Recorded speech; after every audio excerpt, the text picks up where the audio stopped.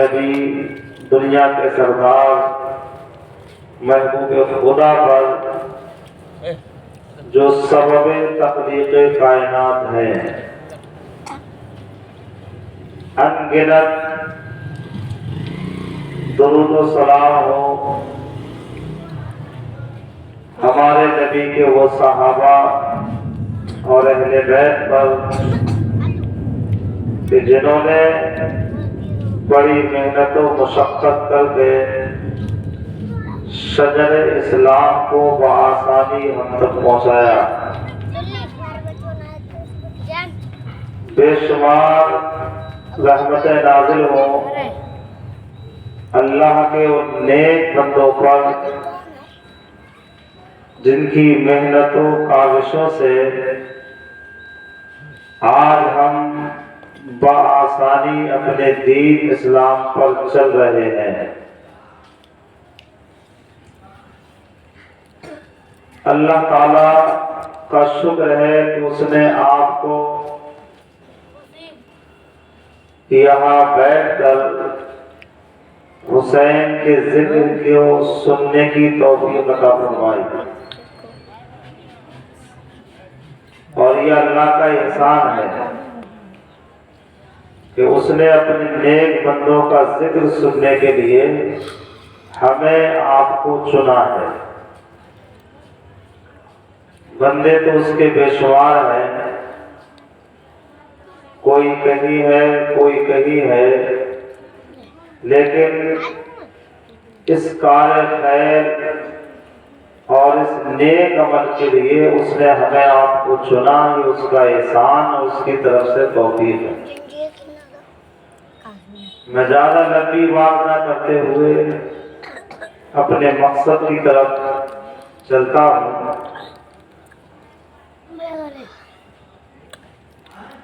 آج سب سے پہلے تو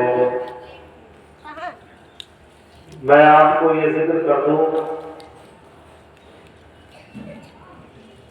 کہ جس عظیم شخصیت کا ذکر ہوگا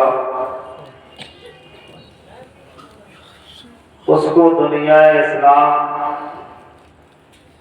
حضرت ابوبکر صدیق رضی اللہ تعالیٰ عنہ کے نام سے جانتی پہچانتی اور مانتی ہے۔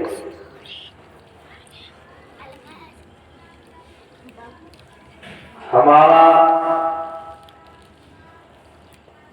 یہ عقیدہ ہے اہل سنت و جماعت کا کہ حضرت ابوبکر صدیق رضی اللہ تعالیٰ عنہ نبی پاک صلی اللہ علیہ وسلم کے اول اور پہلے خلیفہ ہیں، اور آپ نے تقریباً 2.5 سال سے بھی کم کی مدت میں خلافت کے امور انجام دیے، لیکن جو نیابت جو خلافت اللہ کے رسول کی بارگاہ سے حضرت ابوبکر صدیق کو ملی تھی، ہو بہو اس کا حق ادا فرمایا ہے۔ ہمارے نبی سرور کائنات جب ظاہراً دنیا سے تشریف لے گئے، آپ کا وصال ظاہری ہو گیا، تو اب ایک بہت بڑا سوال یہ ہوا کہ اسلام کی باغڈور، دین کی باغڈور کس کے ہاتھ میں دی جائے۔ بڑا عجیب ماحول تھا جب ہمارے نبی کا وصال ہوا اور آپ دنیا سے تشریف لے گئے، تو افراتفری کا ماحول۔ وہ صحابہ جو ہمیشہ حضور کو اپنی نگاہوں کے سامنے دیکھنا چاہتے تھے، وہ دیوانے ہو گئے تھے۔ حضرت عمر کے بارے میں تو یہ ہے کہ آپ دیوانوں کی طرح تلوار لے کے مدینے کی گلیوں میں گھومتے تھے اور کہتے تھے اگر کسی نے یہ کہہ دیا کہ محمد مر گئے تو میں اس کی گردن مار دوں گا۔ اچھا،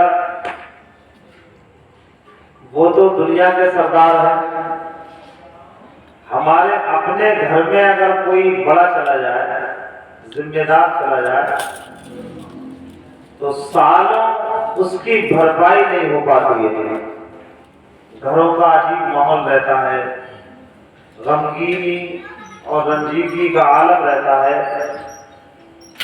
تو وہ تو دنیا کے سردار، دنیا کے مالک و مختار ظاہراً دنیا چھوڑ کے جا رہے ہیں، تو اس وقت جو کیفیت ہے اس کو بیان نہیں کیا جا سکتا ہے۔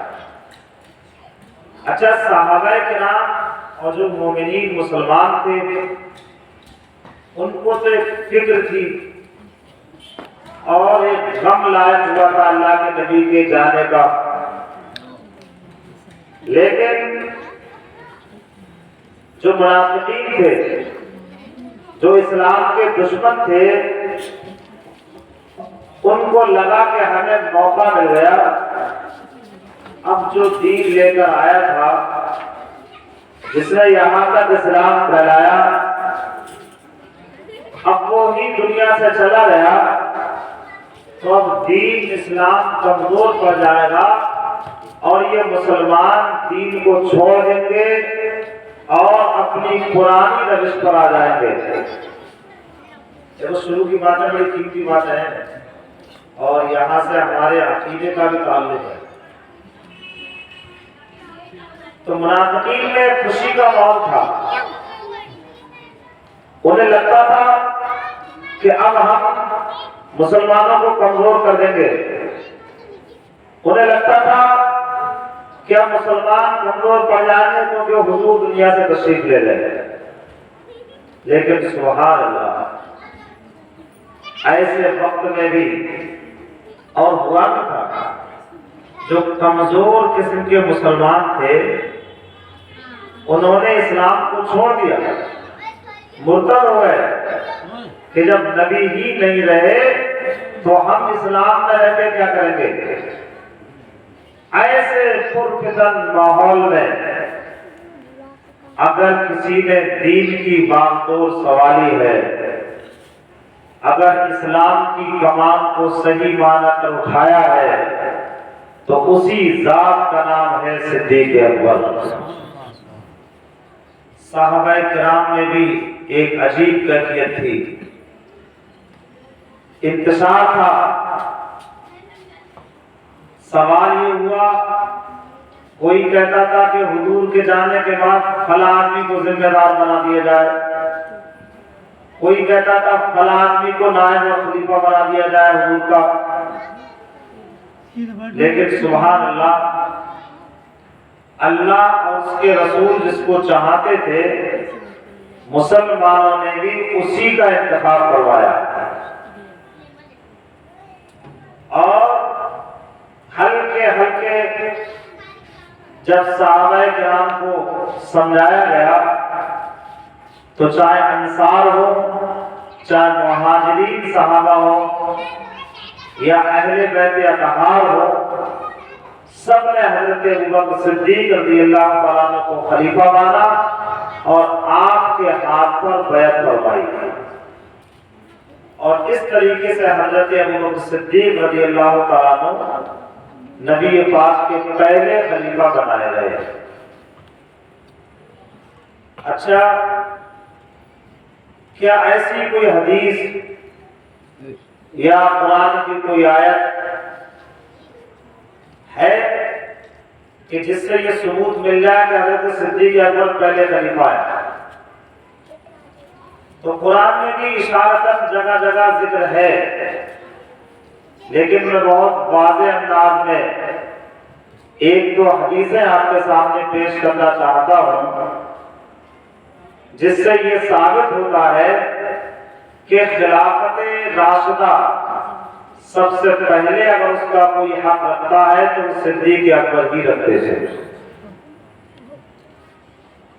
ایک موقع سے حضرت علی رضی اللہ تعالیٰ عنہ جب تشریف لائے اور لائے حضرت علی، جو لوگ یہ کرتے ہیں نا کہ پہلا نمبر تو حضرت علی کا تھا، اصل میں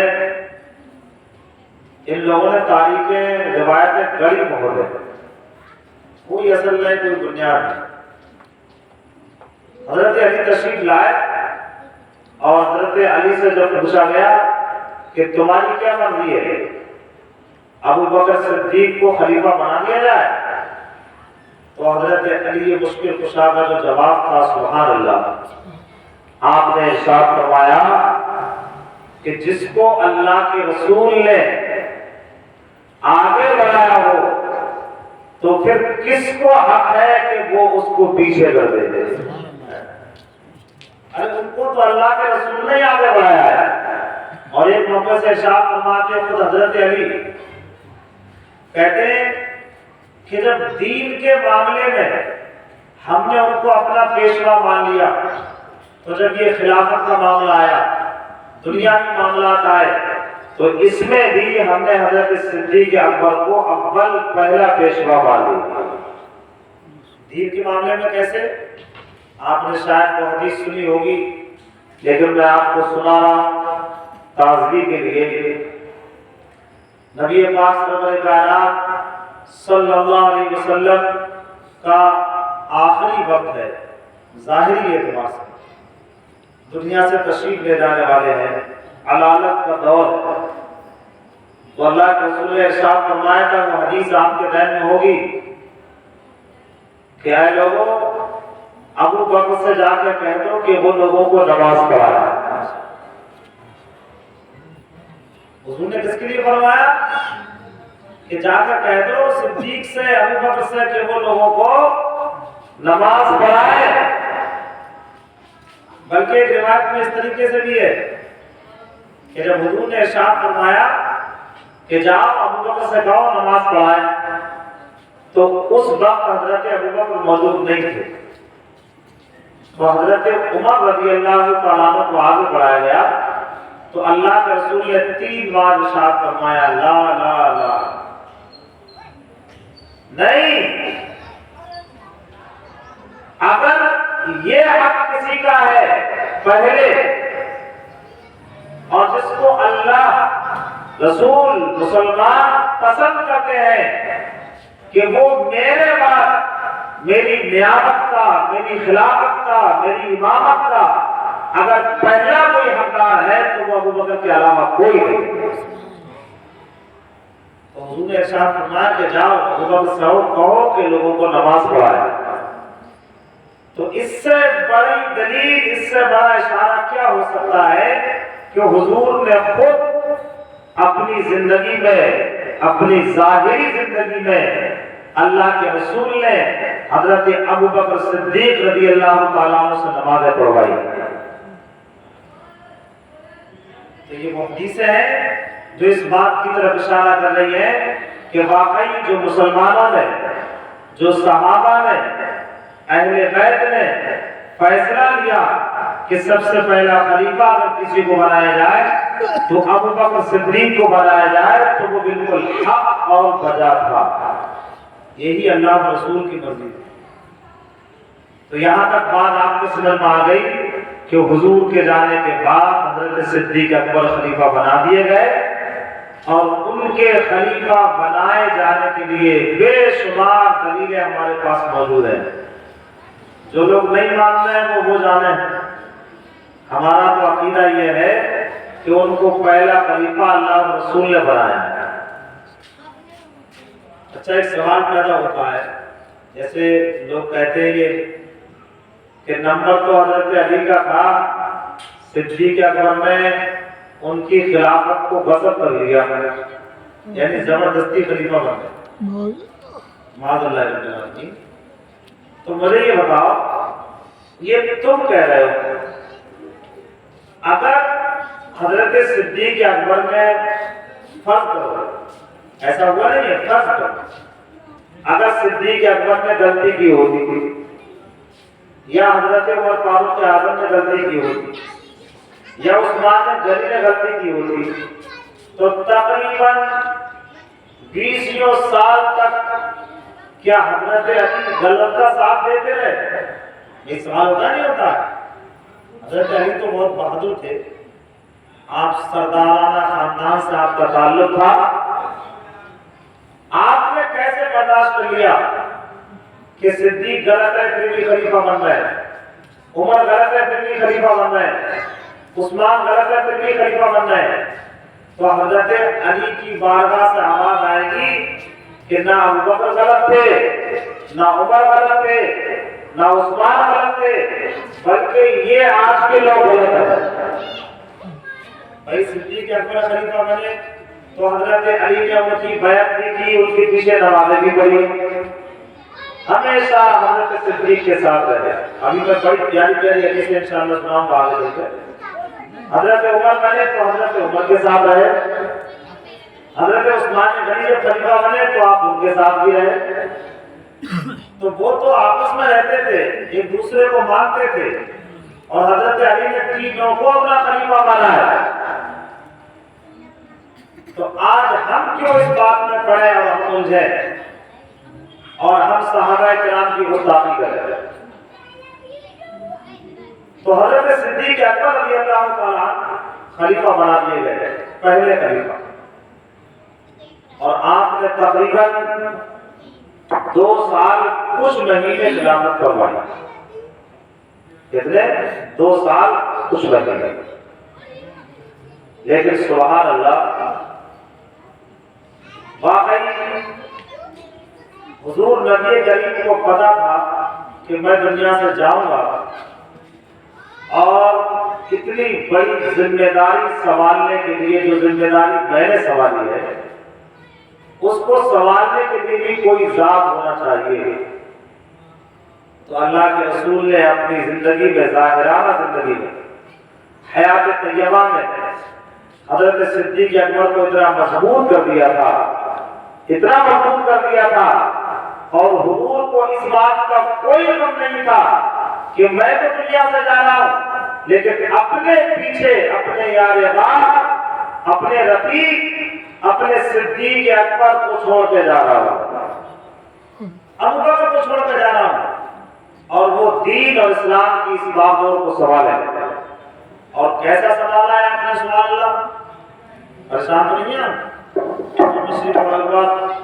لا الہ الا اللہ محمد رسول اللہ صلی اللہ علیہ وآلہ وسلم۔ تو میں عرض کر رہا تھا کہ کیسے سنبھالا ہے حضرت صدیق اکبر نے حضور کے جانے کے بعد اسلام۔ میں نے ابھی شروع میں عرض کیا کہ بہت سے قبیلے اسلام سے پھر گئے تھے، پہلے مسلمان تھے لیکن حضور کے وصال کے بعد وہ مرتد ہو گئے، پھر گئے وہ لوگ۔ بہت سے لوگوں نے علاقوں میں اسلام کے ایک اہم رکن جس کو ہم لوگ زکوٰۃ کہتے ہیں، زکوٰۃ کی فرضیت کا انکار کر دیا اور اس کو ماننے سے انکار کر دیا۔ زکوٰۃ نہ دینا الگ چیز ہے، بھئی نماز ہے، نماز نہ پڑھنا الگ ہے، لیکن نہ ماننا الگ چیز ہے۔ فرق ہے کہ نہیں دونوں میں؟ نہ پڑھنا الگ چیز ہے، آدمی کا عمل ہے، اور نہ ماننا نماز کو یہ الگ چیز ہے۔ یہ تو انکار ہو گیا ہے۔ اگر کوئی نماز کو نہ مانے، اس کے فرض ہونے کا انکار کرے تو کافر ہو جائے گا۔ ایسی زکوٰۃ، آدمی زکوٰۃ نہیں دے رہا ہے، اگر دینے کے لائق ہے تو گناہگار ہے، لیکن زکوٰۃ کا انکار کر بیٹھے تو کافر ہو جائے گا۔ تو حضور کے جانے کے بعد ایک بہت بڑا فتنہ یہ پھیلایا اسلام کے دشمنوں نے کہ زکوٰۃ کا انکار کر دیا گیا کہ ہم زکوٰۃ کو نہیں مانتے ہیں۔ تو اس موقع سے بھی اللہ کے رسول سرور کائنات کے پیارے صحابی اور یہ پہلے خلیفہ حضرت صدیق اکبر رضی اللہ تعالیٰ نے ارشاد فرمایا تھا، اے لوگوں، اگر کسی کے اوپر ایک رسی بھی واجب ہوگی زکات کی اور میرے سامنے اگر کوئی انکار کرے گا تو میں اس کو چھوڑوں گا نہیں اور میں اس سے جہاد کروں گا۔ کیا لوگوں نے یہ سمجھ لیا ہے کہ اب نبی چلے گئے، اب وحی نہیں آئے گی، دین مکمل ہو گیا، حضور دین کو پورا کر کے چلے گئے، دین مکمل ہو گیا، تو اب ایسا نہیں ہو سکتا ہے کہ میں زندہ رہوں؟ حضرت صدیق اپنے لیے کہہ رہے ہیں کہ ایسا کبھی نہیں ہو سکتا ہے کہ صدیق زندہ ہو اور دین میں کبھی پیدا ہو جاتا ہے۔ حضور جو دین مکمل کر کے گئے ہیں، جب تک صدیق اکبر زندہ ہے، ابو بکر زندہ ہے، اس وقت تک اسلام میں، دین میں جو مصطفیٰ مشن لے کے آئے تھے اس میں یہ صدیق کوئی بھی کمی نہیں ہونے دے۔ ایسے ہی ایک اور عظیم واقعہ ہے حضرت صدیق اکبر کے کمال ایمان دیکھیں آپ کتنے مضبوط ہو گئے، کتنے مضبوط تھے آپ اللہ کے رسول کی مشن پر، اپنے ایمان میں، اپنے عمل میں۔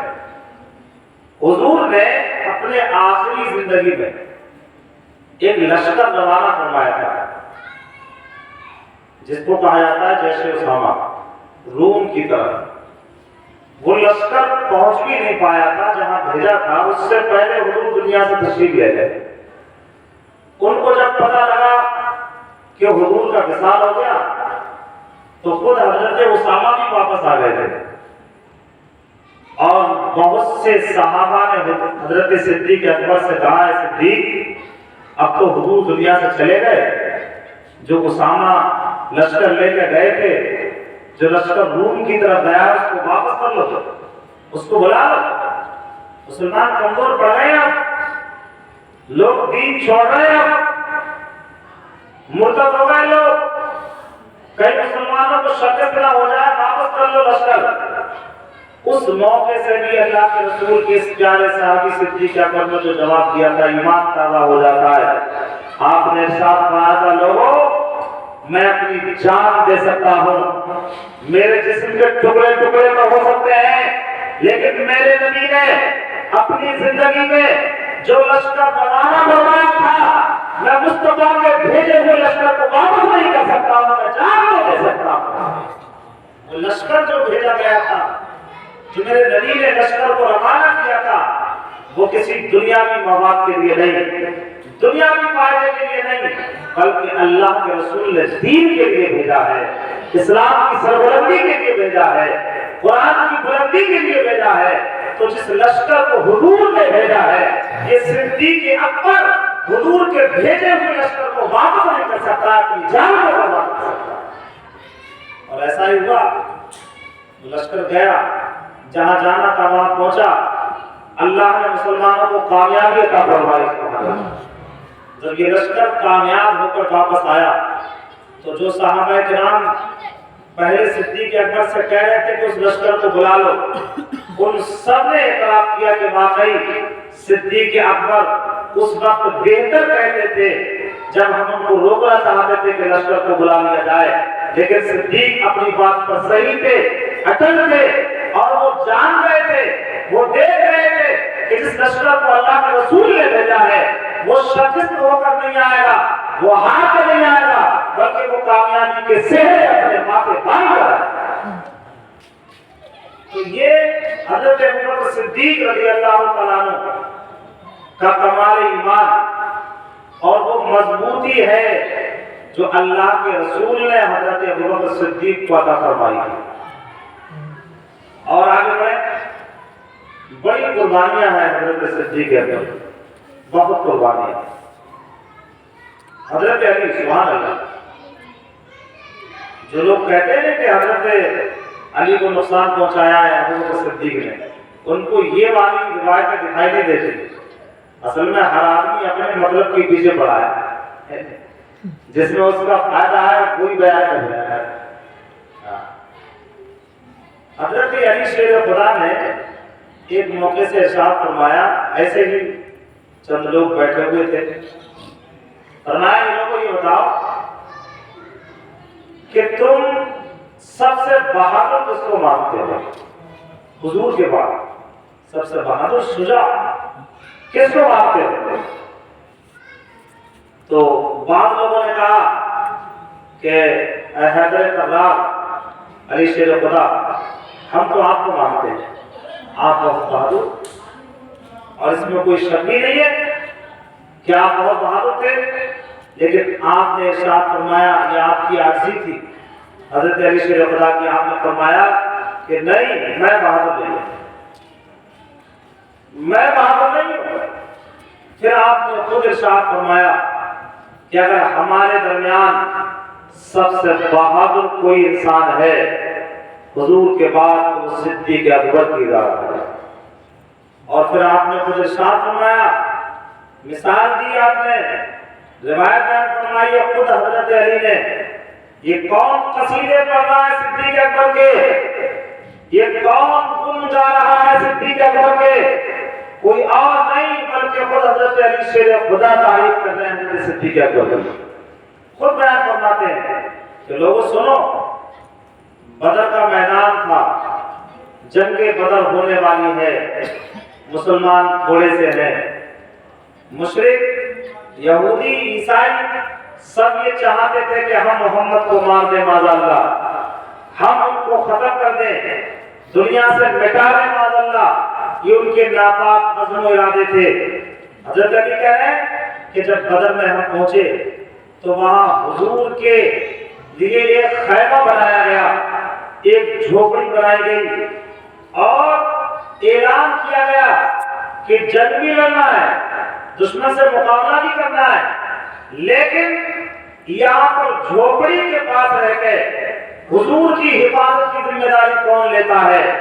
تو حضرت علی فرماتے کہ تھوڑی دیر کے لیے سب خاموش ہو گئے تھے، کوئی بولنے کو تیار نہیں تھا، اس لیے کہ سب جانتے تھے کہ چاہے وہ یہودی ہوں، چاہے عیسائی ہوں، چاہے مشرک ہوں، چاہے منافق ہوں، سب یہ چاہتے تھے کہ ہم محمد کو نشانہ بنا لیں، ہم ان کو مار دیں، ان کو قتل کر دیں، ان کو نیست و نابود کر دیں، تو کوئی بولنے کو تیار نہیں تھا۔ حضرت علی کہہ رہے ہیں کہ اس بدر کے میدان میں بھی اگر سب سے زیادہ بہادری کا دعویٰ کسی نے پیش کیا تھا تو صدیق اکبر کھڑے ہو گئے تھے، اور کہاں بدر کے میدان میں کوئی رہے نہ رہے، اللہ کے رسول کے ساتھ میں صدیق رسول کے ساتھ میں بدر کا میدان، وہاں پر بہادری جو پیش کی ہے حضرت صدیق اکبر رضی اللہ تعالیٰ عنہ۔ حضرت علی فرماتے اور ایسا ہوا بھی کہ ہم تو جنگ کے میدان میں ہیں، ادھر جنگ ہو رہی ہے، اگر ادھر کوئی جاتا تھا حضور پر حملہ کرنا چاہتا تھا تو حضرت صدیق اکبر اس کا مقابلہ کیا کرتے تھے، اس کا دفاع کیا کرتے تھے، اس کو روکا کرتے تھے اور دشمنوں کو بھگایا کرتے تھے۔ یہ حضرت صدیق اکبر کی وہ بہادری ہے جس کے قصیدے، جس کی تاریخ کوئی عام انسان نہیں، کوئی عام صحابی نہیں، چھوٹے درجے کا صحابی نہیں، بلکہ اعلیٰ درجے کا صحابی جس کو علی شیر خدا کہا جاتا ہے، وہ خود حضرت صدیق اکبر کی تاریخ ہے۔ اور یہ کچھ لوگ پیچھے پڑ رہے ہیں کہ حضرت صدیق اکبر نے نقصان پہنچایا علی کو، نقصان پہنچایا حضرت فاطمہ کو، یہ ان کا وہم، ان کا گمان، ان کا یہ خیال ہے، ورنہ ان کے رشتے، ان کی محبتیں بہت اعلیٰ تھیں آپس میں، بہت مضبوط رشتے تھے ان کے آپس میں۔ تو حضرت صدیق اکبر رضی اللہ تعالیٰ ہر محض سے اور ہر لحاظ سے آپ نے اسلام کے لیے قربانیاں پیش کی ہیں، اپنے دین کے لیے قربانیاں پیش کی ہیں۔ ایک اور بڑی پیاری روایت آپ نے سنی ہے بار بار، لیکن سنے تو ایمان تازہ ہوگا کہ حضرت صدیق اکبر رضی اللہ تعالیٰ کا ایمان کتنا مکمل تھا اور ایمان میں کتنے مضبوط تھے آپ۔ یہ ساری چیزیں ان چیزوں کی طرف اشارہ کرتی ہیں کہ مسلمانوں نے جو پہلا خلیفہ چنا تھا صدیق اکبر کو، وہ بلا وجہ نہیں بلکہ با وجہ چنا تھا۔ اس کے اسباب تھے، اس کے ذرائع تھے، اس کی دلیلیں تھیں، اس کی وجوہات تھے کہ مسلمانوں نے حضرت صدیق اکبر کو پہلا خلیفہ بنایا۔ ایک جنگ کے موقع پر حضرت صدیق اکبر کے بیٹے عبد الرحمن بیان کرتے ہیں کہ ابا جان، جنگ کے میدان میں آپ میری تلوار کے نیچے کئی بار آئے، میرے سامنے کئی بار آئے آپ۔ کون کہہ رہے ہیں؟ ابو بکر صدیق کے بیٹے کہہ رہے ہیں خود حضرت ابو بکر سے کہ جب ہم جنگ میں تھے، مقابلہ ہو رہا ہے، یہ اس وقت صحابی نہیں ہوئے تھے، بعد میں کلمہ پڑھ کے مسلمان ہوئے ہیں۔ کہہ رہے کئی بار ہمارا تمہارا سامنا ہوا ہے ابا جان، لیکن میں نے صرف اس لیے چھوڑ دیا کہ تم میرے والد تھے، تم میرے باپ تھے، میرے ابا تھے۔ حضرت صدیق اکبر کی غیرت ایمانی نے پکارا اور ارشاد فرمایا، عبد الرحمن وہ تو تھا جس نے مجھے چھوڑ دیا، لیکن اگر کہیں اس وقت تو اپنے کفر پہ تھا اور اگر تو میری تلوار کے سامنے آتا تو صدیق کی تلوار تجھے نہیں چھوڑ۔ یہ کمال ایمان تھا صدیق اکبر کا کہ یہاں نسل نہیں دیکھی جا رہی ہے، یہاں رشتہ داری نہیں دیکھی جا رہی ہے، یہاں حسب نسب نہیں دیکھا جا رہا ہے، یہاں باپ بیٹے کا رشتہ نہیں دیکھا جا رہا ہے، بلکہ یہاں ایمان، اسلام، دین، قرآن دیکھا جا رہا ہے۔ یہاں وہ دیکھا جا رہا ہے کہ اللہ کے رسول مشن صدیق اکبر کو دے گئے۔ تو یہ کمال ایمان تھا حضرت صدیق اکبر رضی اللہ تعالیٰ عنہ کا کہ ہر لحاظ سے، ہر نعمت سے اور ہر اعتبار سے آپ نے دین کے لیے، اسلام کے لیے، قرآن کے لیے اپنی قربانیاں پیش کی ہیں، جن کو میں کیا بیان کروں۔ اللہ کے رسول ایک موقع سے ارشاد فرماتے ہیں، حدیث پاک ہے، حضور فرماتے ہیں خود کہ لوگوں نے دین کے لیے بڑی قربانیاں دی ہیں، اپنے مال پیش کیے ہیں، اپنے روپے سے، درہم و دینار سے تعلق کیا ہے دین کا، اسلام کا، میری مدد کی ہے، لیکن جتنا نفع، جتنا فائدہ مجھے ابو بکر کے مال نے پہنچایا ہے اتنا کسی کے مال نے نہیں پہنچایا۔ تاریخ مجھے دہرانے کی ضرورت نہیں ہے کہ حضرت صدیق اکبر نے اپنے گھر کا پورا مال اللہ کے رسول کی بارگاہ میں لا کے ڈال دیا۔ حضور نے ارشاد فرمایا تھا، صدیق گھر پہ بھی کچھ چھوڑ کر آئے ہو؟ عرض کرتے یا رسول اللہ گھر پہ کیا چھوڑ کے آتا؟ میں اللہ اور رسول کے حوالے کر کے گھر کو آ گیا ہوں اور سب کچھ میں نے آپ کے قدموں میں ڈال دیا ہے کہ جب میرے نبی نے مانگا ہے تو نبی سے بڑھ کے کوئی نہیں ہو سکتا۔ یہ قربانی ہے حضرت صدیق اکبر رضی اللہ تعالیٰ عنہ کی۔ اور کسی بھی اعتبار سے دیکھیں آپ، علم کے لحاظ سے دیکھیں آپ، حلم کے لحاظ سے دیکھیں آپ، شجاعت، بہادری، عدل و انصاف کے لحاظ سے دیکھیں آپ، لیکن کسی بھی اعتبار سے کہیں حضرت صدیق اکبر کم نظر نہیں آتے ہیں۔ ایک حدیث شریف میں اور روایت پیش کر دوں پھر آگے بڑھیں گے انشاءاللہ۔ ایک بار کلمہ شریف سنائیے، لا الہ الا اللہ محمد رسول اللہ صلی اللہ علیہ وآلہ وسلم۔ حضرت عمر ایک دن رونے لگے، حضرت ابو بکر کا ذکر ہوا اور حضرت عمر رونے لگے، تو خود بیان فرماتے ہیں کہ لوگوں میں یہ چاہتا ہوں کہ میری زندگی بھر کی نیکیاں، میرے زندگی بھر کے عمل ابو بکر کی ایک دن رات کی 2 نیکیوں کے برابر کر دیے جائیں۔ میری پوری زندگی کے عمل، پوری زندگی کی نیکیاں ایک طرف کر دی جائے، اور وہ جو صدیق اکبر نے، ابو بکر نے 2 نیکیاں کی ہیں، کاش ان 2 نیکیوں کے برابر میری پوری زندگی کی نیکیوں کو بنا دیا جائے۔ پھر آپ خود بیان فرماتے ہیں کون سی وہ 2 نیکیاں ہیں؟ آپ کہتے ہیں کہ ایک نیکی وہ ہے جو ابو بکر صدیق نے ہجرت کے موقع پہ رات کی اندھیری میں اللہ کے رسول کے ساتھ کی ہے۔ کئی 100 میٹر کی اونچائی پر یہ صدیق نبوت کے بوجھ کو اٹھا کے اپنے کانوں پہ لے کے نبی کو بارے 100 کی طرف چلے ہیں۔ صدیق اکبر نے ہجرت کے موقع پر جو نیکی اللہ کے رسول کے ساتھ میں کیا ہے، اس نیکی کا مقابلہ دنیا کی نیکی کبھی نہیں سکتی ہے۔ کاش میری ساری زندگی کی نیکیاں اس نیکی کے برابر کر دی جائے۔ جب صدیق اکبر نبی کو اٹھا کے لے کے چلے ہوں گے، اور 2-4 میٹر نہیں بلکہ کئی سو میٹر کی اونچائی ہے، جو لوگ جاتے ہیں وہ دیکھ جاتے ہیں اس غار کی، وہاں حضرت صدیق اکبر دشمنوں کا خوف بھی ہے، دشمنوں کا خوف بھی ہے کہ پیچھے سے آنا جائے، لیکن پھر بھی نبی کو لے کے جا رہے ہیں، 2 پہ 2 ہیں، اللہ کا رسول ہے، صدیق اکبر ہے، عمر روتے جا رہے ہیں اور یہ کہتے جا رہے ہیں کہ صدیق اکبر نے جو نیکی کی ہے وہ ایسے نیکی ہے کہ عمر کی ساری زندگی کی نیکیاں بھی اس کا برابر، اس کی برابر نہیں کر سکتی۔ اور خدا فرماتے ہیں کہ دوسری کون سی نیکی ہے؟ فرماتے ہیں کہ دوسری وہ نیکی کہ جب حضور کے جانے کے بعد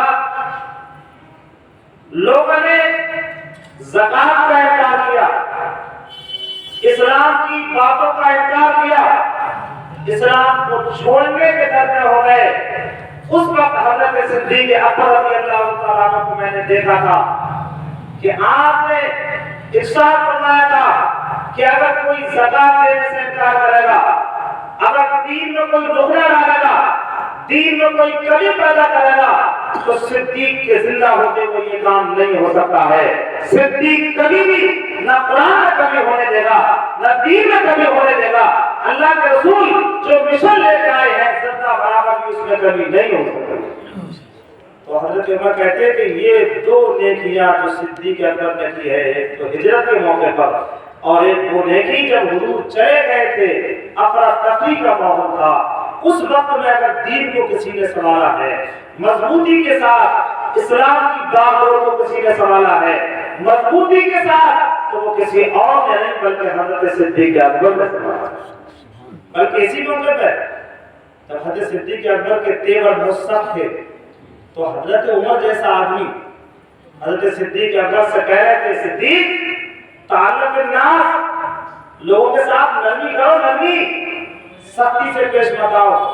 تو حضرت صدیق اکبر نے بھی کچھ الفاظ کہے تھے، حضرت عمر سے ارشاد فرمایا کہ عمر، تم جاہلیت کے دور میں جب تک تم نے کلمہ نہیں پڑھا تھا، جب تک تم بہت بہادر تھے، بہت سخت تھے، کیا حضور کے جانے کے بعد تم کمزور ہو جاؤ گے؟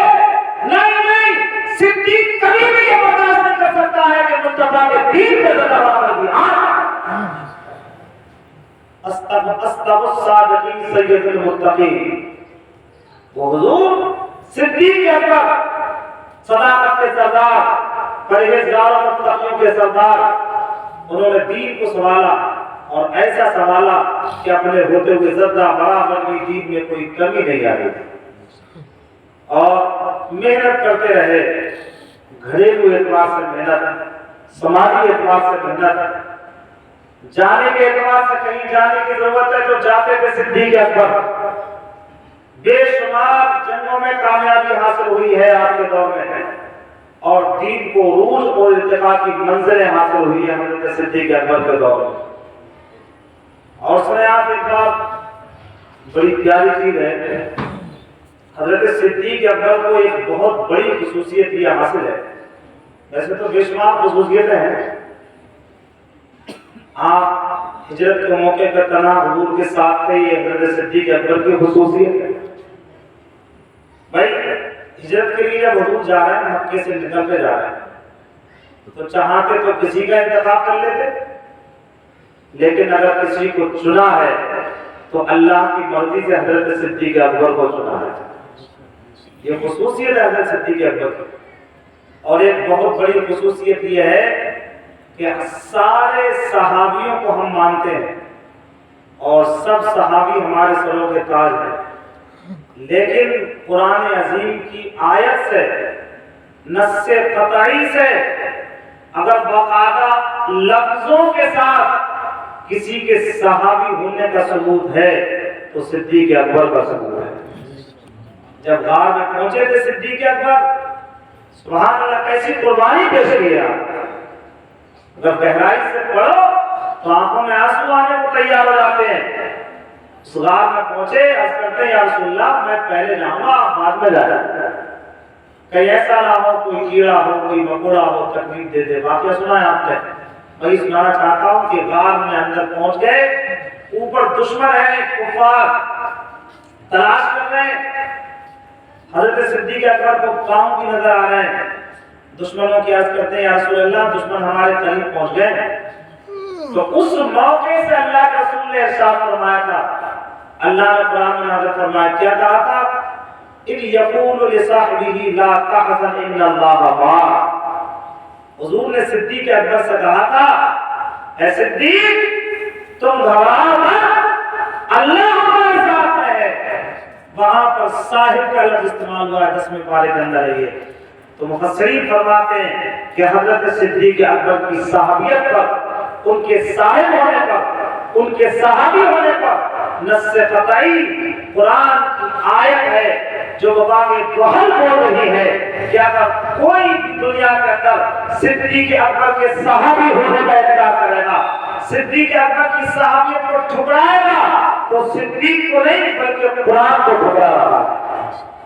جو لوگ کہہ دیتے ہیں نا ناپاک زبانوں سے اپنی کہ وہ صحابی نہیں ہے، وہ خلیفہ نہیں ہے، وہ اپنی خیر بنائے خیر، وہ صدیق اکبر کو نہیں جھٹلا رہے ہیں بلکہ قرآن کو جھٹلا رہے ہیں۔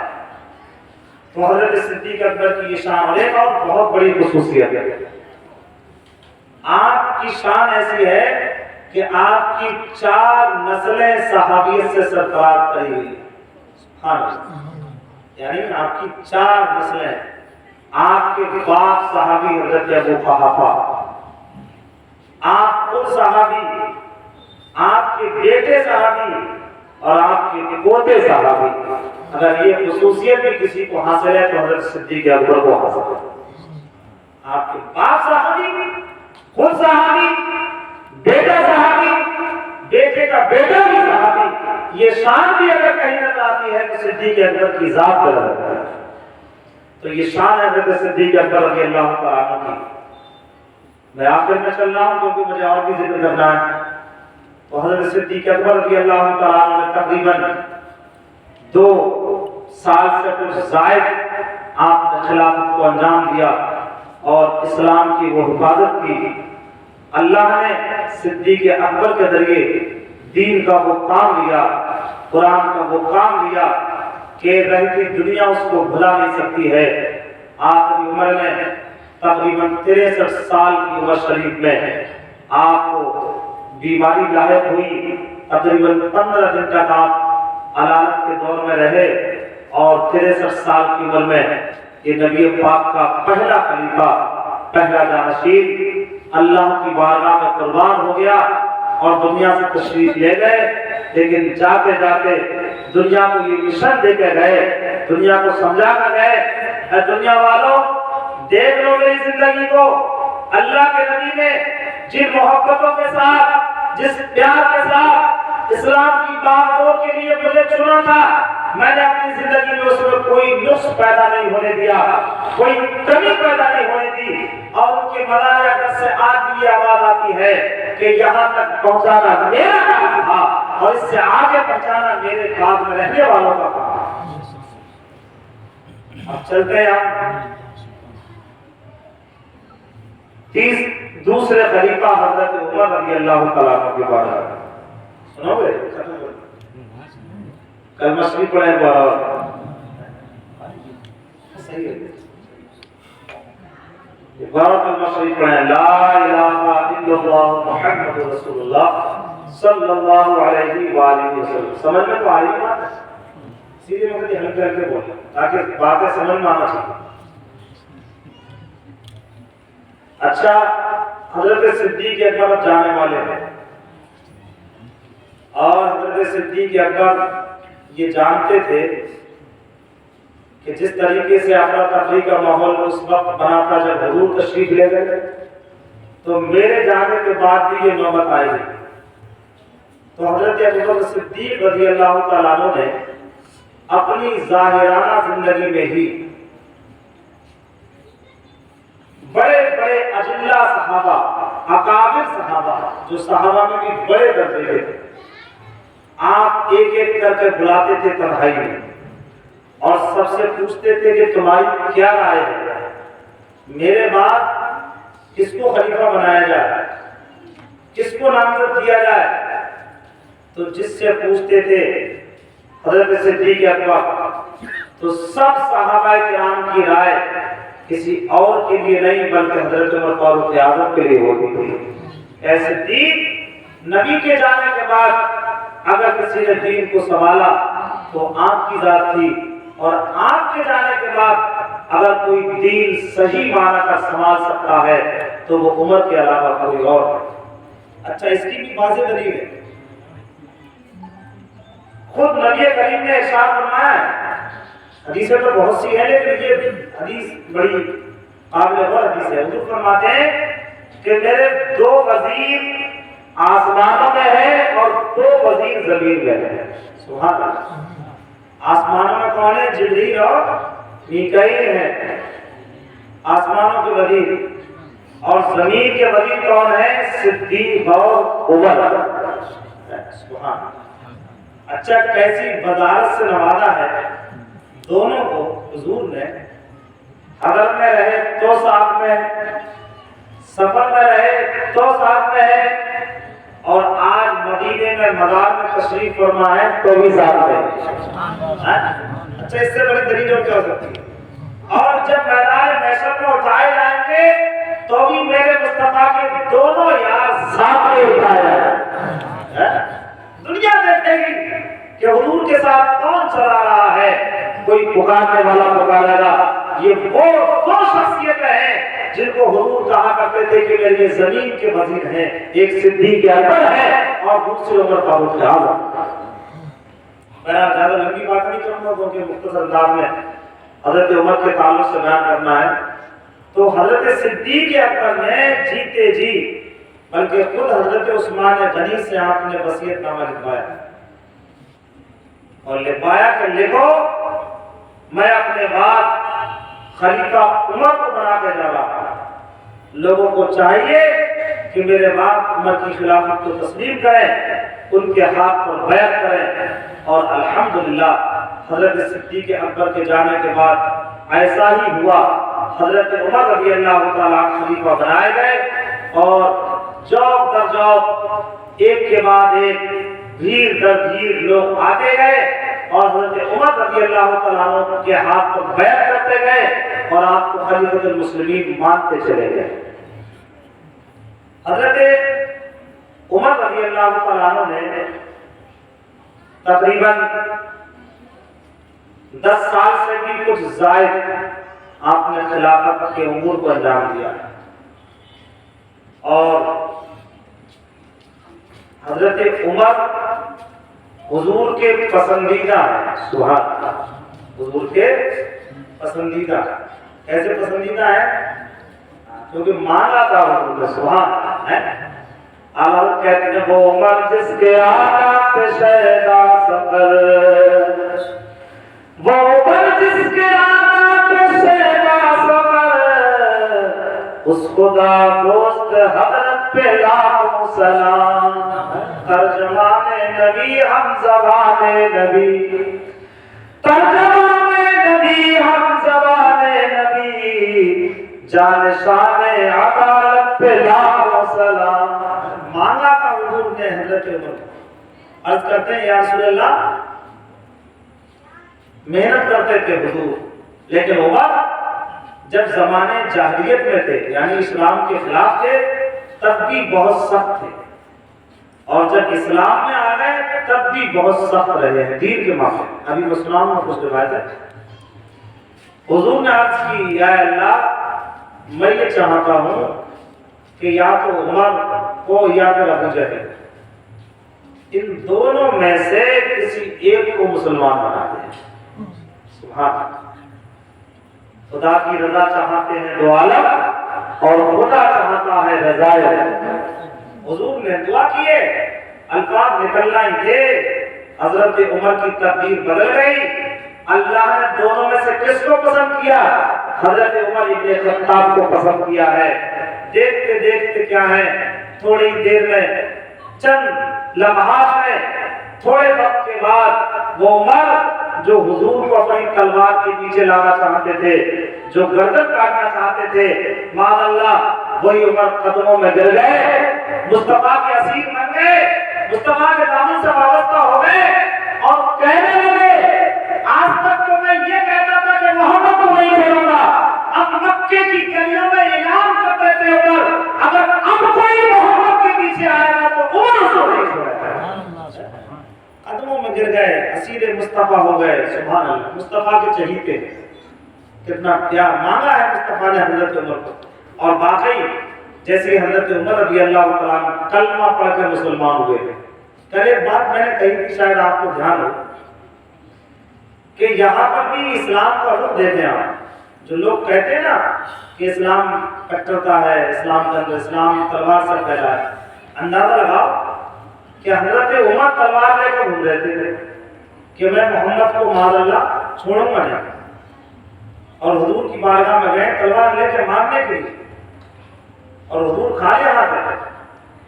تو جو اسلام کو مٹانے گیا تھا اس کے ہاتھ میں تلوار تھی، جو اسلام کو بچانے کھڑا تھا اس کے ہاتھ میں تو تلوار نہیں تھی، لیکن مٹانے والے کے ہاتھ سے بھی تلوار گر گئی اور مصطفیٰ کے غلام بن گئے، مصطفیٰ کے دامن سے جڑ گئے، کلمہ پڑھ کر مسلمان ہو گئے۔ عمر جیسے ہی مسلمان ہوئے ہیں ترنت عرض کر دیا یا رسول اللہ کیا آپ سچے نہیں ہیں؟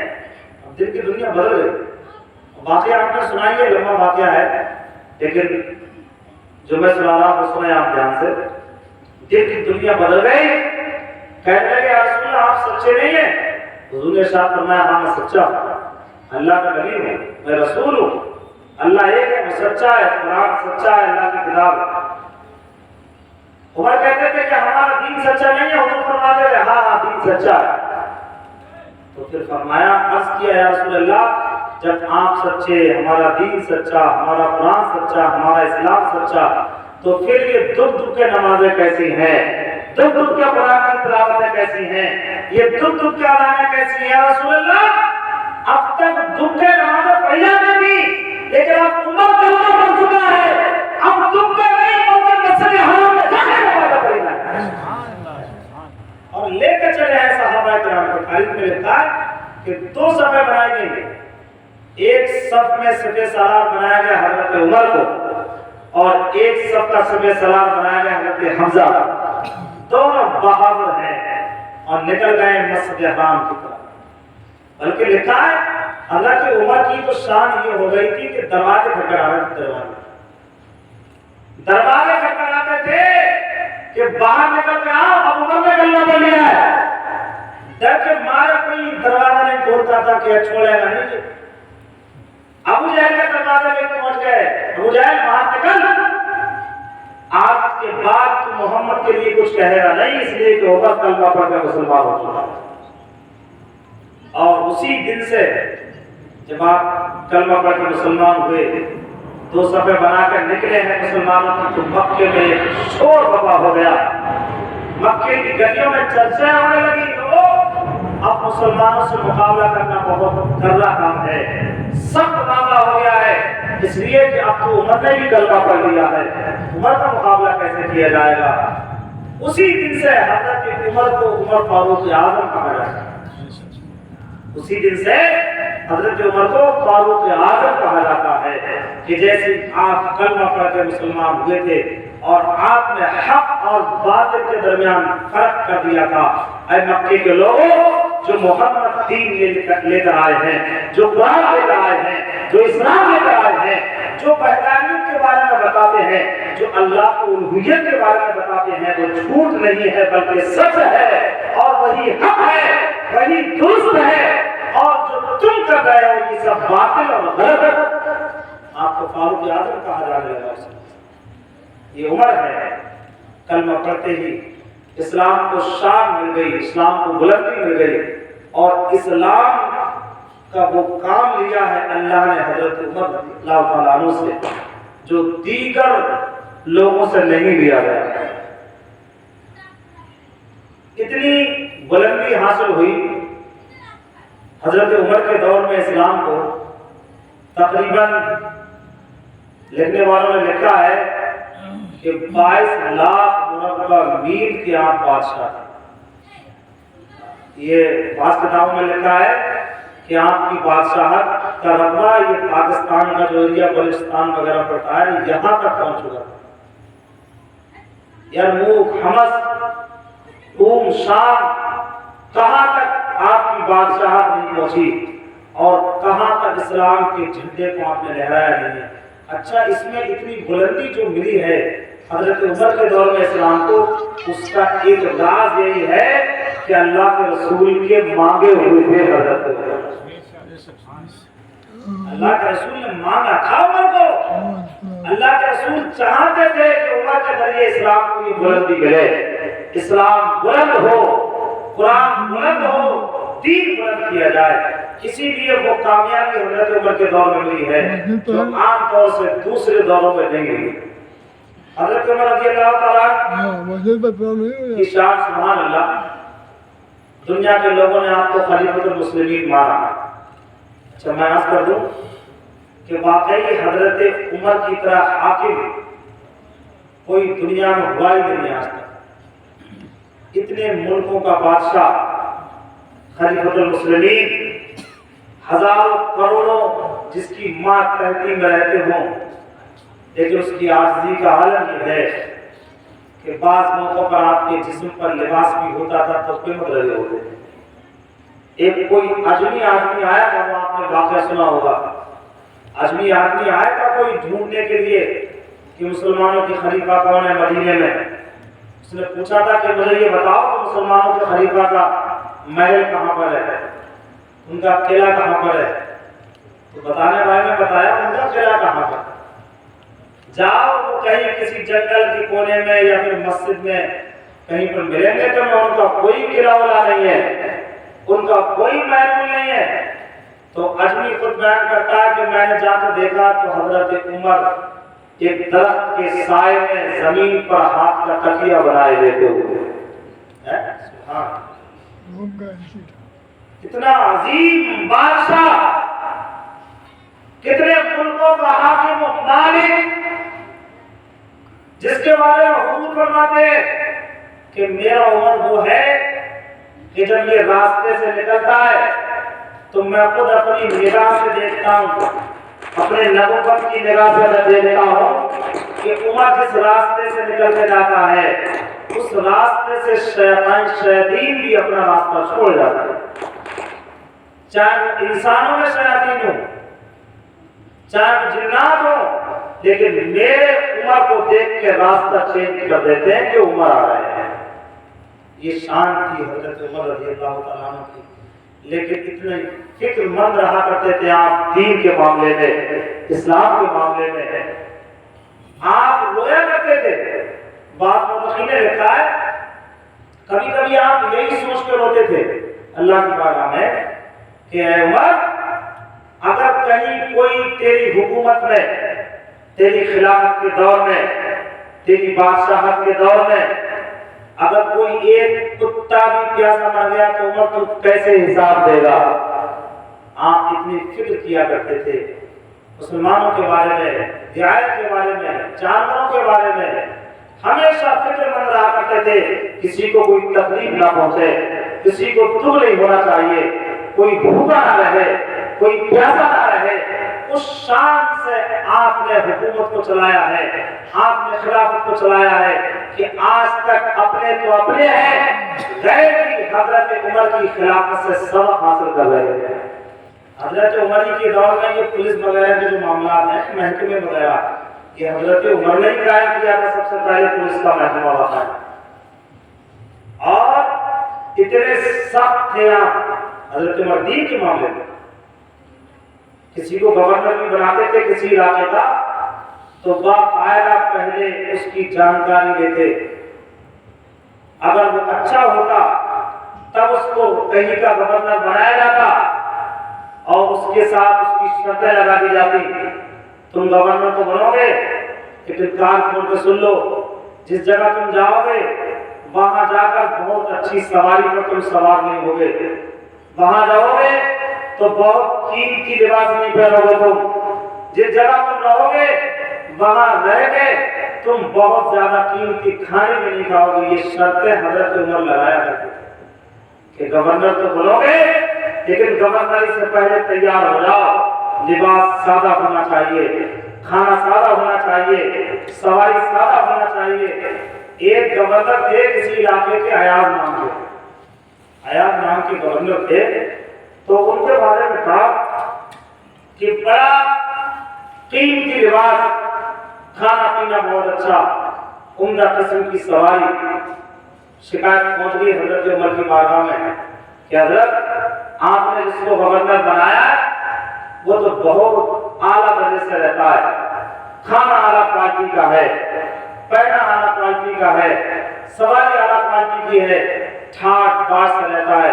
حضرت عمر نے طلب کر لیا پر، اور آپ نے ارشاد فرمایا، بلکہ بعض مورخین نے لکھا ہے، کتاب میں نے پڑھا تھا، اس میں لکھا ہے کہ جو ایاز نامی گورنر تھے، جب ان کی شکایت ملی تو حضرت عمر نے ان سے کہا کہ یہ جو بکریوں کا ریوڑ ہے، اب تمہاری ذمہ داری یہ ہے کہ تم اس کو ہٹاؤ۔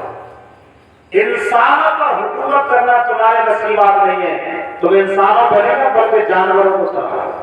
ان کو نصیحت کرنے کے لیے آپ نے یہ کیا تاکہ وہ نصیحت کریں، نصیحت حاصل کریں اور عبرت حاصل کریں کہ ہم یہاں پر ٹھاٹ باٹ سے رہنے کے لیے نہیں، بلکہ ہم تو دین کو آگے بڑھانے کے لیے آئے ہیں، ہم تو اسلام کو بلند کرنے کے لیے آئے ہیں۔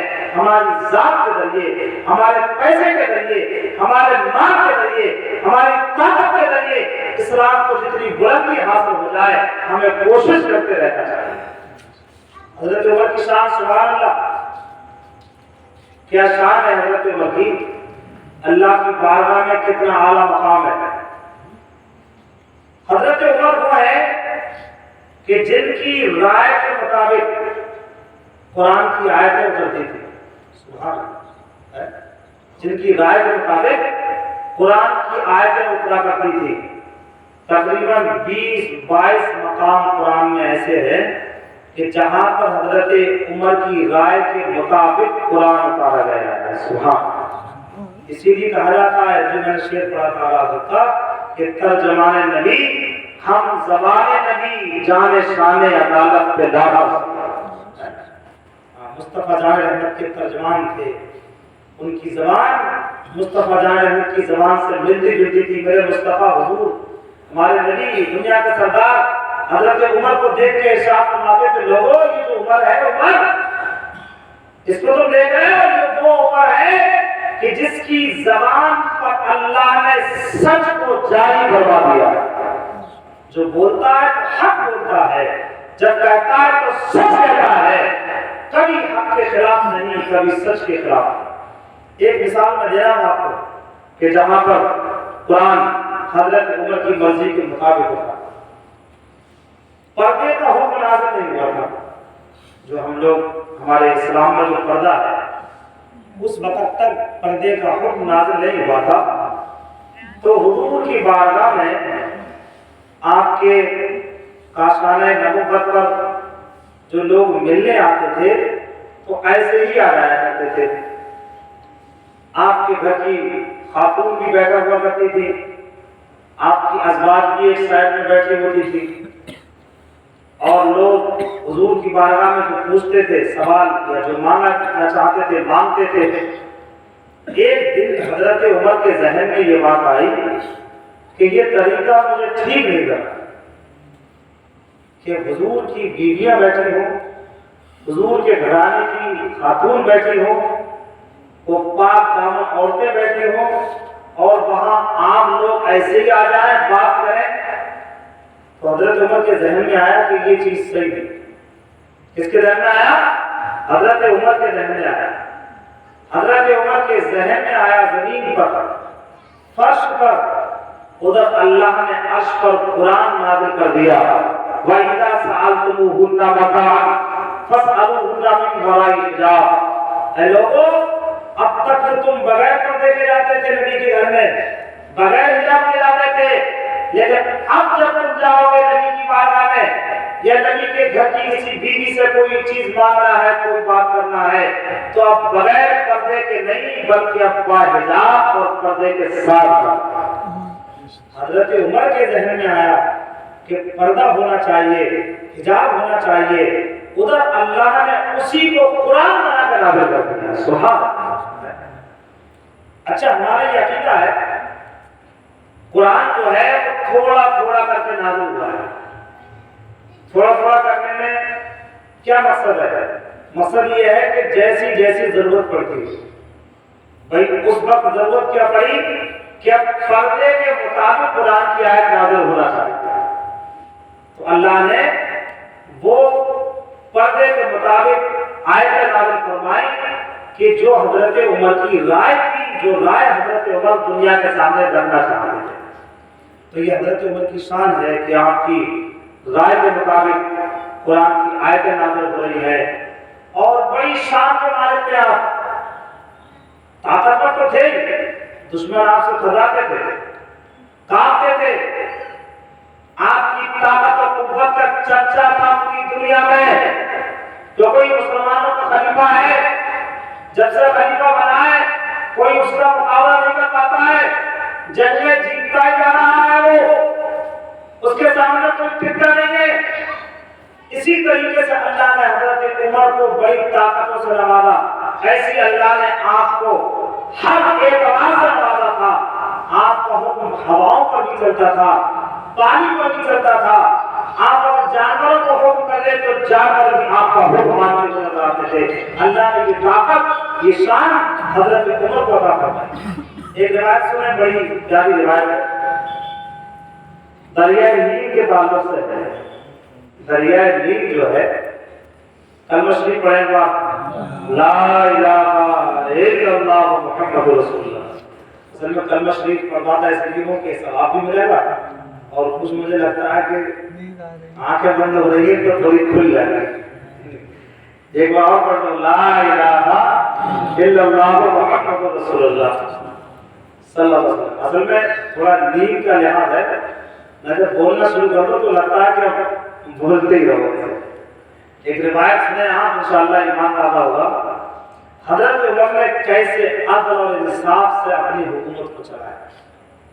جیسی ضرورت پڑی آپ نے ویسی طاقت اور ویسی قوت کا آپ نے استعمال کیا. سبحان اللہ. دریائے نیل سوکھ جاتا تھا, اس میں خشکی آ جاتا تھا, پانی ختم ہو جاتا تھا, لوگوں کو پریشانی ہوتی تھی. تو ایک قدیم زمانے سے, بڑے لمبے زمانے سے ایک رواج وہاں چلا آیا تھا کہ وہاں کے لوگ دریا کے پانی کو چلانے کے لیے ایک نوعمر لڑکی کو بنا سنوار کر دریا میں ڈال دیا کرتے تھے, یعنی جان قربان کر دیا کرتے تھے. اور وہ لڑکی جب اس کا خون بہہ جاتا تو دریا چلنے لگتا تھا, پانی آ جاتا تھا اس میں. یہ رواج قدیم زمانے سے تھا. لیکن اس علاقے کے گورنر تھے حضرت عمرو بن عاص. جب انہوں نے یہ دیکھا تو انہوں نے خط لکھا حضرت عمر کی بارگاہ میں, اے عمر, یہ جو رواج ہے اس کا اسلام سے کوئی تعلق نہیں. کیوں نہ ایسا ہو, ایسا کچھ کر دیا جائے کہ لوگوں کی پریشانی بھی حل ہو جائے. دریائے نیل ہمیشہ بہتا رہے, اس میں پانی ہمیشہ چلتا رہے, لوگوں کی کھیتیاں سیراب ہوتی رہے, لوگوں کی پیاسیں بھی بجھتی رہے. تو سبحان اللہ, حضرت عمر رضی اللہ عنہ کے پاس جب خط پہنچا حضرت عمرو بن عاص کا, آپ نے پڑھا کہ یہ پریشانی ہے دریائے نیل کے تعلق سے کہ جب دریائے نیل سوکھ جاتا ہے تو ایک نوعمر لڑکی بنا سنوار کے زیورات سے مزین کر کے دریا میں ڈالی جاتی تھی اور دریا چلنے لگتا تھا. تو حضرت عمر نے جب خط پڑھا تو آپ نے اپنا خط لکھا اور صرف چند باتیں لکھی تھی. وہ باتیں یہ تھی, آپ نے لکھا اے خط, اے دریائے نیل, یہ خط عمر کا تیری طرف ہے اور کس معاملے میں ہے سن لے. میں تجھ سے دو باتیں کہنا چاہتا ہوں. ایک یہ, اگر تو اپنی مرضی سے بہتا ہے تو مت بہنا کبھی بھی, اور اگر اللہ کی مرضی سے بہتا ہے تو بہنا شروع ہو جا. تاریخ گواہ ہے وہ خط حضرت عمر کا دریائے نیل میں ڈالا گیا تھا. جب ڈالا گیا تھا تو شام کو سوکھا کام کر لیا. جب اگلے دن لوگوں نے دیکھا تھا تو تقریباً 16 فٹ اونچا پانی دریا میں بیٹھا ہوا نظر آیا تھا. حضرت عمر نے صرف اتنا کہا ہے دریا اگر تو اپنی مرضی سے چلتا ہے تو کوئی بات نہیں ہے, اور اگر اللہ کی مرضی سے چلتا ہے تو تو بہنے لگ جا, اپنے پانی کو بہا دے تاکہ لوگ اپنی کھیتیوں کو بھی سیراب کر لیں, لوگ اپنی پیاسے بھی بجھا لیں. اور تاریخ گواہ ہے اس کے بعد سے آج تک کبھی بھی دریائے نیل کا پانی سوکھا نہیں. یہ حضرت عمر کی شان ہے. حضرت عمر رضی اللہ تعالیٰ ایسی شان کے مالک, ایسی قوت اور قدرت اللہ و رسول کی بارگاہ سے حضرت عمر کو دی گئی. اب لمبے زمانے تک میں نے کے تقریباً 10 سال سے یہ کچھ زائد حضرت عمر رضی اللہ تعالیٰ نے خلافت کو انجام دیا ہے. اور اپنا آپ کا جب آخری وقت تھا, آپ کے دشمن پیچھے لگے رہتے تھے, اور آپ نے ایک دعا مانگی تھی اللہ کی بارگاہ میں, اے اللہ میں یہ چاہتا ہوں کہ جب میری موت ہو تو مجھے شہادت کی موت عطا کرنا. سبحان اللہ, مجھے شہادت کی موت عطا کرنا. تو یہ دعا بھی اللہ نے آپ کی قبول فرمائی تھی. واقعہ تو بہت لمبا ہے, میں آخر کرتا ہوں. آپ ایک دن فجر کی نماز کے لیے تشریف لے جا رہے تھے تو مسجد کے اندر ایک شخص جس کا نام کتابوں میں ابو لولو کے نام سے ہے, اس نے آپ کے خنجر مارا, اور ایسا خنجر مارا کہ حضرت عمر رضی اللہ تعالیٰ کے گہرے گھاؤ لگ گئے, بڑے زخم لگ گئے, یہاں تک کہ دوائیں لگائی جاتی تھی تو دوائیں بھی زخموں کے راستے بہ کے نکل جاتی تھی. تقریباً 3 دن تک آپ بستر پر تشریف فرما رہے, اور 3 دن کے بعد حضرت عمر تقریباً 63 سال کی زندگی میں دنیا سے تشریف لے گئے, اور دنیا کو یہ پیغام دے کے چلے گئے, اے لوگوں جو دین اللہ و رسول سے ہمیں ملا تھا, اللہ نے رسول کو دیا, اور رسول نے حضرت صدیق اکبر کے حوالے اسلام کی باغڈور دی تھی, اسی اسلام کی باغڈور کو, اسلام کی کمان کو عمر نے بھی سنبھالا ہے, اور یہاں سے آگے لے جانے کا کام اب ان کا ہے جو میرے بعد. تو یہ دنیا اسلام کا عظیم شہنشاہ تقریباً 63 سال کی عمر میں. اچھا بڑی مزے کی بات ہے کیا, ہاں 63 والی, حضور کا جو وصال ہوا ہے وہ بھی 63 سال کی عمر میں. حضرت ابوبکر صدیق کا وصال ہوا 63 سال, اور حضرت عمر کا وصال ہوا 63 سال. کتنا گہرا تعلق ہے, کتنا گہرا رشتہ ہے. ارے اس سے گہرا رشتہ میں نے ابھی آپ کو ذکر کیا, کیا ہو سکتا ہے. حضرت صدیق اکبر نے کہا تھا کہ میں جب دنیا سے چلا جاؤں تو میرے جنازے کو حضور کے مزار کے سامنے رکھ دینا لے جا کے, اور کہنا کہ آپ کا صدیق آ گیا ہے رسول اللہ آپ کی بارگاہ میں. اگر دروازہ خود سے کھل جائے, کنڈی خود کھل جائے, تب مجھے بازار میں دفن کرنا, نہ کہ جنت البقیع میں دفن کر دینا. تاریخ گواہ ہے, جمہور محدثین اس پر متفق ہیں, بڑی بڑی کتابوں میں لکھا ہے صدیق اکبر کے جنازے کو حضور کے مزار کے سامنے رکھا گیا تھا, اور کہا گیا تھا یا رسول اللہ آپ کا رفیق آ گیا ہے جو غار میں آپ کے ساتھ میں تھا, سفر میں آپ کے ساتھ میں تھا. دروازے کی کنڈی کھلی تھی اور آواز آئی تھی, ہاں ہاں ہم بھی مشتاق تھے صدیق کے لاؤ ہمارے پہلو میں سے دفن کر دیا. اور یہی معاملہ حضرت عمر نے ارشاد فرمایا تھا, اے لوگوں جب میں دنیا سے جاؤں تو عائشہ سے پوچھنا, حضرت عائشہ مجھے اپنے نبی کے مزار میں دفن ہونے کی اجازت دے دیں تو میرے جنازے کو وہیں رکھ دینا, نہ جنت البقیع میں دفن کر دیا جائے. حضرت عائشہ نے اجازت دے دی تھی, اور کیوں نہ دیتی حضرت عائشہ, وہ جانتی تھی کہ میرے نبی, میرے شوہر, میرے سردار ان دونوں صحابیوں سے کتنا پیار کرواتے تھے. یہ وہ 2 صحابی ہیں جنہوں نے اسلام کے لیے, دین کے لیے, قرآن کے لیے بڑی قربانیاں پیش کی ہیں. بہت جدوجہد, مشقت اور جہد مسلسل سے کام لیا ہے اسلام کے لیے, اور پھر اسلام کی باغ دور کو یہاں تک پہنچایا ہے۔ وہ کارہائے بنایا حضرت عمر رضی اللہ تعالیٰ عنہ نے اپنے دور خلافت میں دی۔ اچھا ایک چیز اور یہاں سے سمجھ میں آتی ہے، وہ یہ کہ چاہے خود حضور کی زندگی، چاہے حضور کی زندگی، حضور جانتے تھے کہ میں چلا جاؤں دنیا سے، لیکن آپ نے اپنی زندگی میں کسی اپنے کو اپنا نائب نہیں بنایا۔ اگر چاہتے تو جو آپ کے خاندان کے لوگ تھے، آپ کے قریبی رشتے دار تھے، ان میں سے کسی کو خلیفہ بنا کے رکھتے۔ ایسے ہی اگر حضرت صدیق اکبر چاہتے تو اپنے بیٹے کو خلیفہ بناتے، ایسی حضرت عمر چاہتے تو اپنے بیٹے کو خلیفہ بناتے، لیکن ان شخصیتوں کی بارگاہ میں اپنائیت نہیں ہے، یہاں رشتہ داری نہیں ہے، یہاں اپنا پن نہیں ہے، یہاں وہ ہے کہ جو جس کا اہل ہے وہ چیز اسی کے حوالے دی۔ حضور کے بعد اگر کوئی اہل تھا اسلام کو سنبھالنے کا تو صدیق تھے، اور صدیق کے بعد اگر کوئی اہل تھا تو وہ عمر تھے، اور عمر کے بعد اگر کوئی اہل ہے تو عثمان غنی ہے۔ انشاءاللہ کل آپ سنیں گے۔ السلام علیکم ورحمۃ اللہ وبرکاتہ۔